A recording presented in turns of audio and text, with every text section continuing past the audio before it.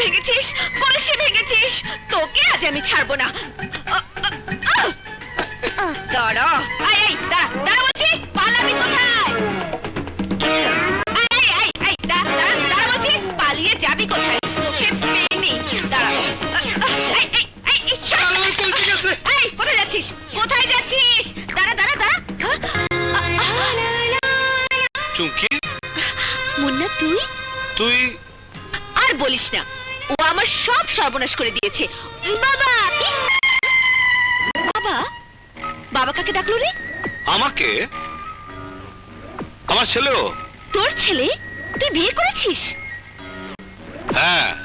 তোর ছেলে আছে? হায় আল্লাহ, এখন আমার কি হবে?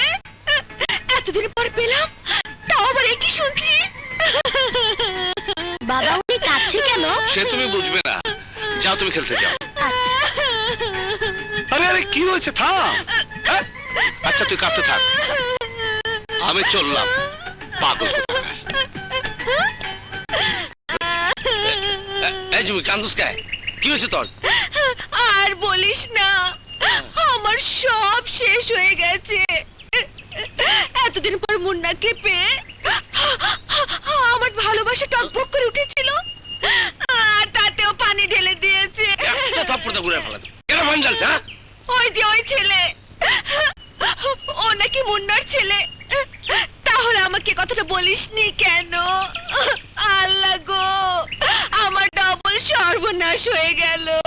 তুই কোনো চিন্তা করিস না, ও বিয়া করছো, কিন্তু ওর বউ ওরে ল্যাং মাইরা তুই আছে, ওখানে একদম খালি স্টেশনের মতো পড়ে গেছে।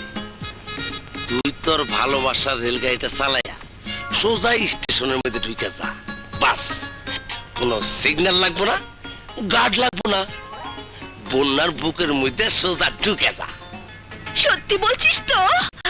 আরে সত্য কইতাছি আম্মা গো, সত্য কইতাছি। তুমি চেষ্টা চালাই যাও, যাও।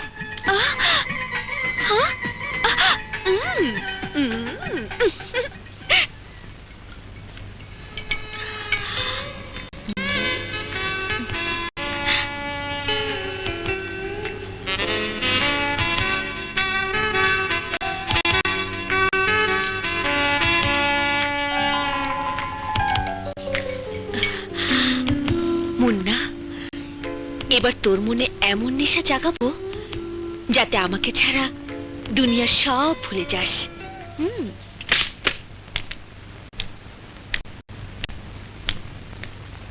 মুন্না, আহারে, খাটতে খাটতে তোর শরীরটা দুর্বল হয়ে গেছে। এই নে শরবত চা খা। না, শরবত লাগবে না, অহেতুক বিরক্ত করা আমি পছন্দ করি না।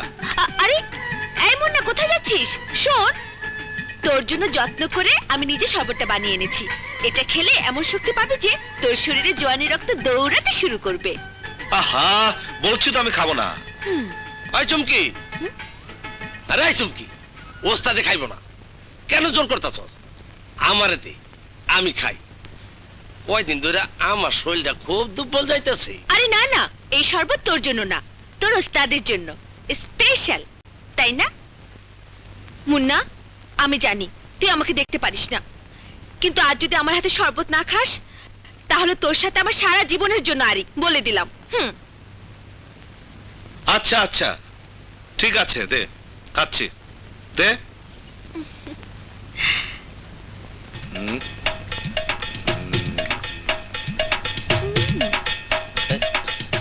অর্ধেক ফোনে, অর্ধেক কি দে, পুরো টাকা এলিল। যা শেষ, দেন ওস্তাদ, খালি গ্লাসটাই দেন।